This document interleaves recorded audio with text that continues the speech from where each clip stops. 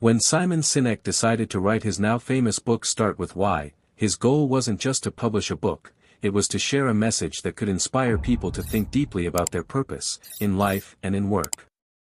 But the journey wasn't easy. There was a time when Simon himself felt lost. He was working as a successful marketing consultant, helping companies craft their brands, but inside, he felt empty. Every day felt repetitive.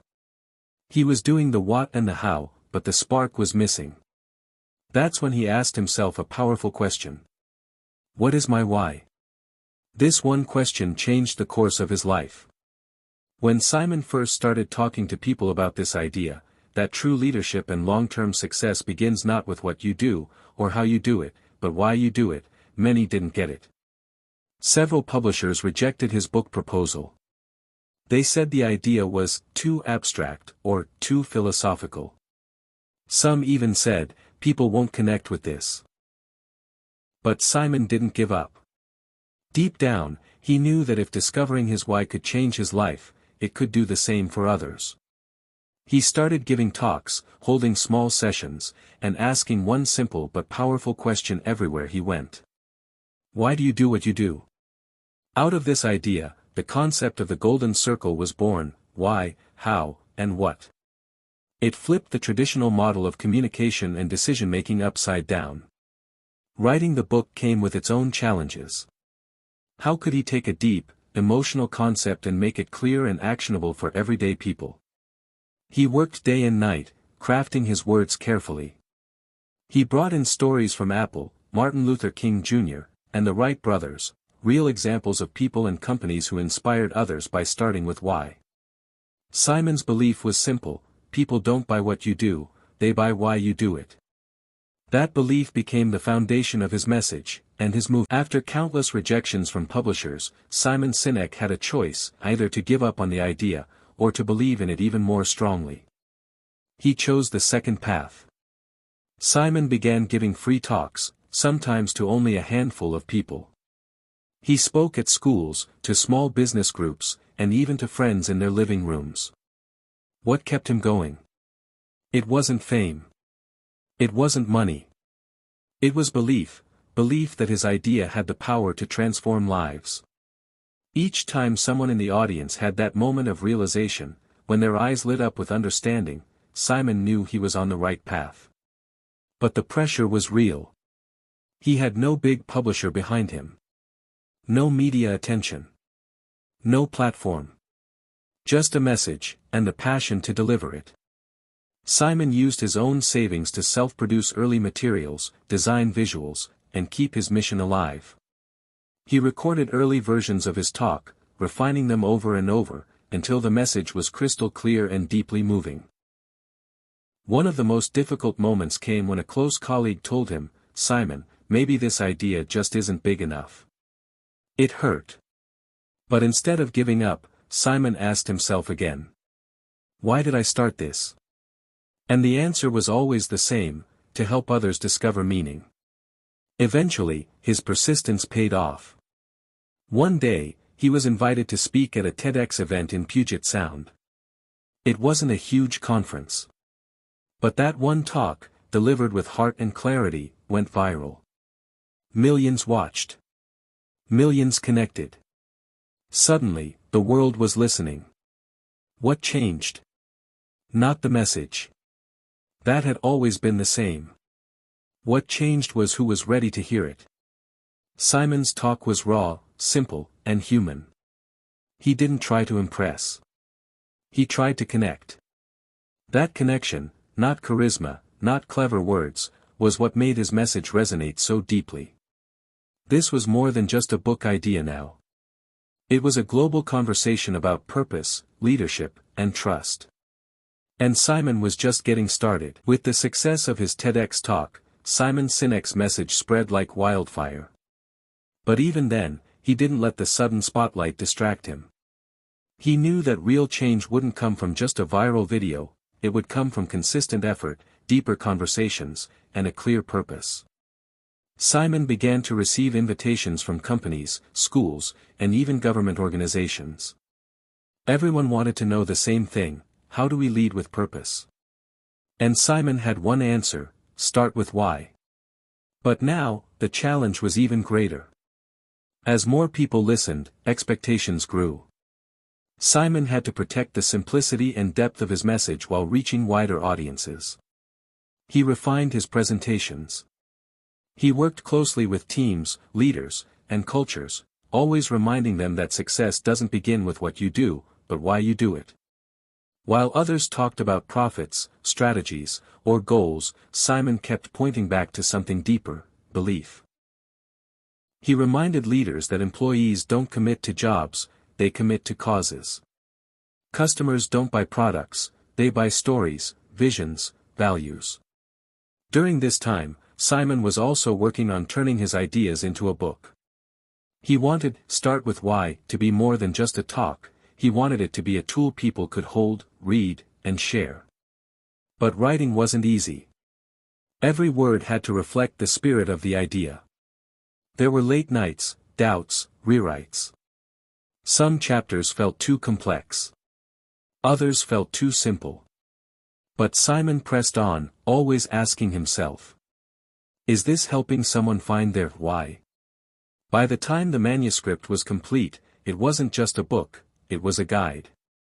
A map. A mirror. Start With Why was published and quickly became a bestseller.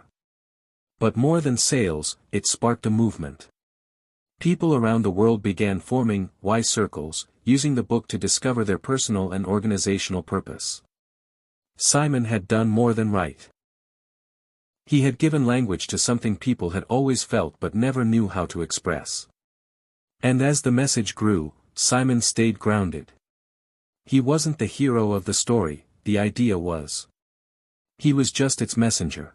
As Simon watched his book touch lives across the globe, he realized something powerful: people weren't just reading Start With Why, they were living it.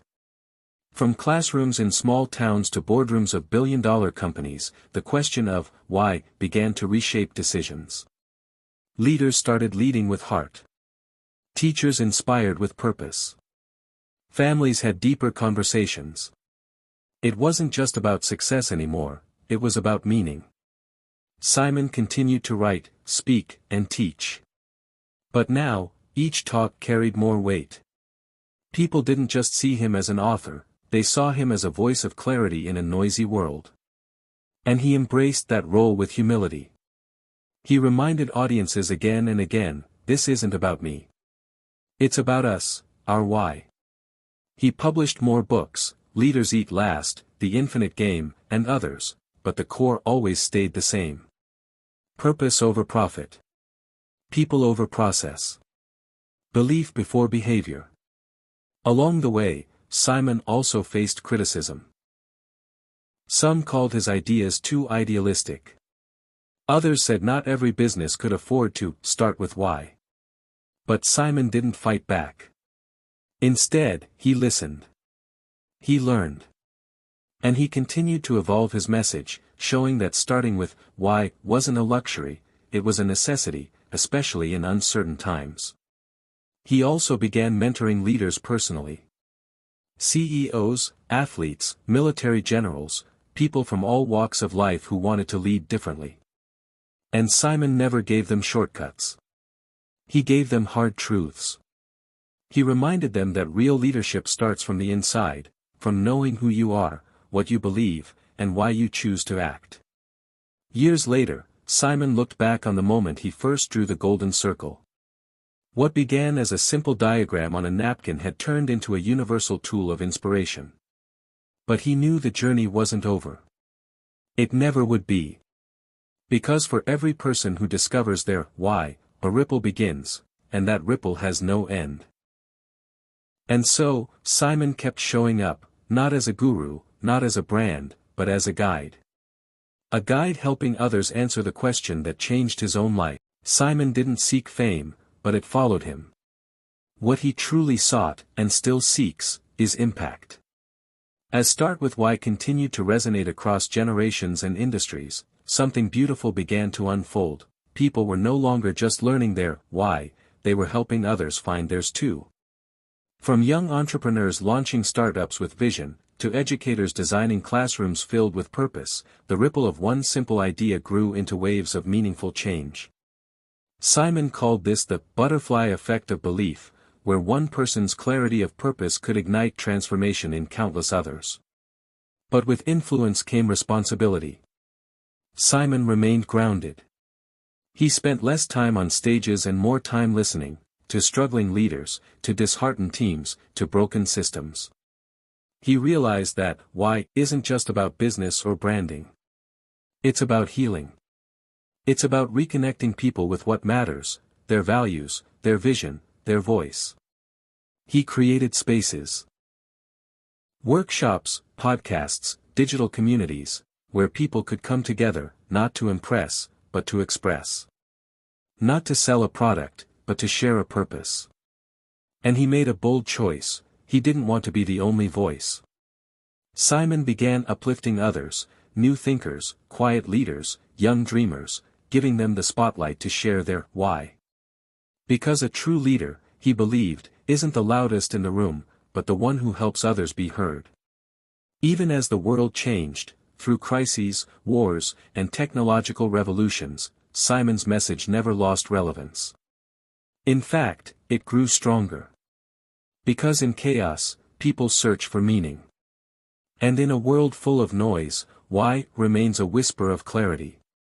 His books became more than pages. They became lifelines.